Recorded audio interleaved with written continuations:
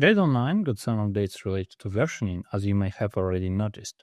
Starting with Gradle9, releases will follow semantic versioning specification. Previous releases were almost compatible with it already, and the last missing piece was version numbering. This unlocks a new potential for version selection. In existing versions of Gradle, it is already possible to select the latest released version of Gradle for wrapper using the corresponding keyword. However, in some scenarios, it is not flexible enough. So let's just imagine that we have the following versions released. We are talking about 9.0, but let's imagine there's a Gradle 10 as well.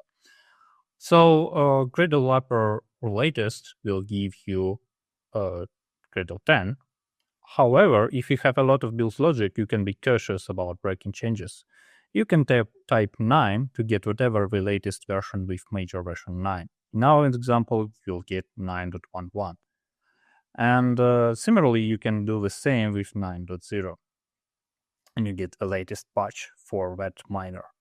Note that this logic only applies for Gradle 9 and later, because it would be confusing or ambiguous for 8.14, whatever we call for 8.14 or 8.14.2, the latest patch. And of course, all of that above applies as saying to the logic defined in task definition. So you can write it a declaration in task and get whatever the latest version for 9 as well.